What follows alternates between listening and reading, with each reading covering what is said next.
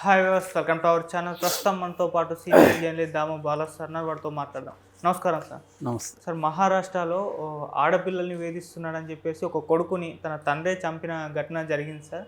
మరి దీని గురించి ఏం చెప్తారు సార్ మీరు? భారతీయుల కమల్ హాసన్ గుర్తొచ్చాడు. అంటే అవినీతికి పాల్పడుతున్నాడని సొంత కొడుకునే చంపేస్తాడు భారతీయుల్లో.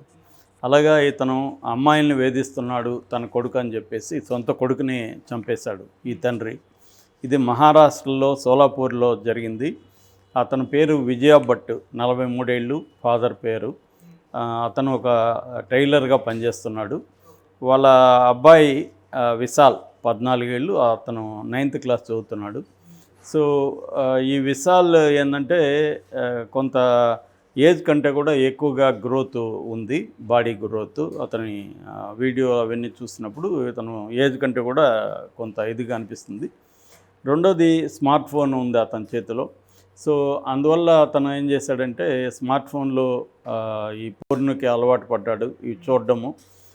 దాంతో వాళ్ళ స్కూల్లో అమ్మాయిల్ని పటాయించడం ఇవన్నీ చేస్తున్నాడు. స్కూల్ నుంచి కూడా అతను ఈ విజయ భట్టుకి కాల్స్ రావడం, ఇతను వెళ్ళి మాట్లాడడం, మీ వాడు ఇలాగ అమ్మాయిల్ని వేధిస్తున్నాడు అని కంప్లైంట్లు రావడం, ఇవన్నీ ఊర్లో పెద్దలంతా మాట్లాడడం, ఇవన్నీ జరుగుతూ ఉంది. ఇతను ఎన్ని చెప్పినా వినట్లేదు, తండ్రి చెప్తే అతను లెక్క చేయట్లేదు. సో దాంతో అతను విసుగొచ్చి చంపేశాడు.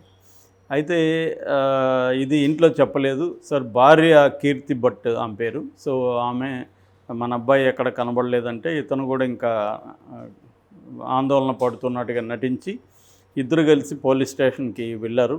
మిస్సింగ్ కేసు పెట్టారు. ఎప్పుడు ఇది జనవరి 13వ తేదీ ఇది జరిగింది సంఘటన.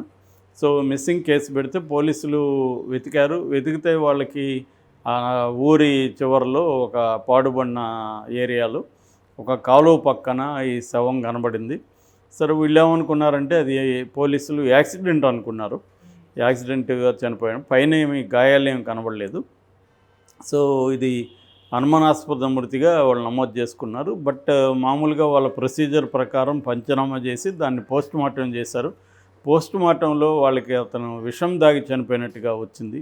దాంతో ఎందుకు ఇతను విషం తాగి చనిపోయాడు అన్న యాంగిల్లో చూస్తే ఇతను విషం తాగలేదు, ఎవరో తాగిచ్చున్నారు అనేది వాళ్ళకి అనిపించింది. రెండోది, వీళ్ళ నాన్నని ప్రశ్నిస్తున్నప్పుడు ఇతను చెప్పే దాంట్లో కొంత డౌట్ వచ్చింది వాళ్ళకి.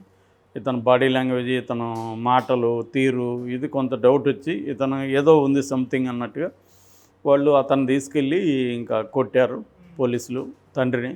దాంతో అతను ఓపెన్ అప్ అయ్యి చెప్పేశాడు, నేనే చంపాను అని. ఎలా చంపాడంటే అతను అబ్బాయిని తీసుకొని సరదాగా బయటకు ఏదో వెళ్దామన్నట్టుగా వెళ్ళి అక్కడ ఒక కూల్ డ్రింక్ తీసుకొని, ఆ కూల్ డ్రింక్లో సోడియం నైట్రేట్, సాల్ట్ లాగా ఉంటుంది, అది నీళ్ళల్లో కరిగిపోతుంది.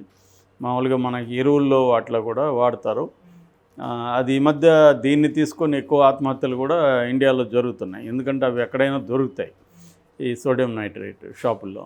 సో వాటిని తీసుకొని కలిపేస్తున్నారు. ఇతను కూడా ఏం చేశాడంటే అది తీసుకొని ఆ కూల్ డ్రింక్లో అబ్బాయికి తెలియకుండా కలిపేసి అతనికి ఇచ్చేశాడు కూల్ డ్రింక్ తాగమని. కుర్రాడు మామూలు కూల్ డ్రింక్ అనుకొని తాగేశాడు.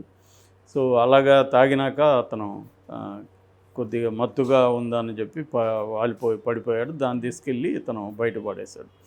సో అతనిలో, తండ్రిలో ఏ రకమైన పశ్చాత్తాపం లేదు. పైగా నేను మంచి పనే చేశాను, నేను ఒక చీడ పురుగుని చంపేశాను అన్నట్టుగా మాట్లాడుతున్నాడు. ఇది వైరల్ అయింది. దీని మీద సోషల్ మీడియాలో పోల్ కూడా నిర్వహిస్తున్నారు. ఇలాగా తండ్రి చంపేయడం కరెక్టా అన్నప్పుడు చాలామంది అట్లాంటి వాడిని చంపేయడం కరెక్టే అని, ముఖ్యంగా ఆడపిల్లల తల్లిదండ్రులు, అమ్మాయిలు స్పందిస్తున్నారు. అయితే చాలామంది ఏంటంటే ఇది కరెక్ట్ కాదు, ఎందుకంటే అతను అలా కావడానికి తండ్రి బాధ్యత కూడా ఉంటుంది, తల్లిదండ్రుల బాధ్యత కూడా ఉంటుంది. వీళ్ళు చిన్నప్పటి నుంచి జాగ్రత్తగా పెంచుంటే అతను ఎందుకు అలా తయారవుతాడు? రెండోది, అతనికి మీరు స్మార్ట్ ఫోన్ ఇచ్చేసి అవన్నీ చూస్తున్నాడంటే ఇంక చూడకుండా ఏం చేస్తాడు? కాబట్టి మీ బాధ్యత ఉంది, మీ బాధ్యత నుంచి మీరు ఎస్కేప్ అయ్యి అతను చంపేయడం వల్ల ఏం ఉపయోగం లేదు. రెండోది ఏంటంటే అలాగా చాలామంది ఉంటారు, వాళ్ళందరినీ చంపేయడం పరిష్కారం కాదు. వాళ్ళల్లో మార్పు తేవాల. ఒక ఏజ్లో అలా ఉంటారు, వాళ్ళల్లో ఖచ్చితంగా మార్పు వస్తుంది. చాలామంది చిన్నప్పుడు పోర్న్ చూసేవాళ్ళు పెద్దోళ్ళు అయినాక జీవితంలో రకరకాల దీంట్లో సక్సెస్ అయిన వాళ్ళు ఉంటారు, వాళ్ళందరూ కూడా పోర్న్ చూస్తుంటారు. సో అంత మాత్రాన అదేదో ఘోరంగా ఘోరమైన నేరంగా ఇది చేయడం, ఆ అమ్మాయిలని ఏడిపించడం కూడా వెరీ వెరీ కామన్. సో ఇట్లాంటి వాటికే మనుషులను చంపకుండా పోతే ఎవరు సమాజంలో మిగలరు. రెండోది పోర్న్ అనేది ఉండడానికి ప్రధాన కారణం ఏంది, అవి ఉన్నాయి కాబట్టే కదా, లేకపోతే అంత ఈజీగా వాళ్ళకి అందుబాటులో లేకపోతే చూడరు కదా. సో అందుబాటులో ఫోన్లలో ఉంటే చూడకుండా ఎలా ఉంటారు అనే విమర్శలు కూడా వస్తున్నాయి. ఇందులో వాస్తవం కూడా ఉంది. ఎందుకంటే మనకి పోర్న్ అనేది కామన్ అయిపోయినప్పుడు చూస్తారు. నిజానికి కామన్ కానప్పుడు కూడా మా చిన్నతనంలో కూడా హై స్కూల్లో పోర్న్ పుస్తకాలు రహస్యంగా ఒకడికొకటి ఇచ్చుకుంటూ ఉండేవాళ్ళు హాస్టళ్ళల్లో. ఎవరు వచ్చిందర కొత్తది అనేసి ఇచ్చేవాడు.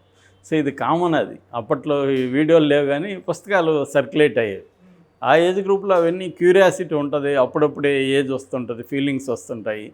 సో ఇది ఈవెన్ అన్ని దేశాల్లో కూడా సినిమాల్లో దీని మీద తీశారు, నవల్స్ రాశారు.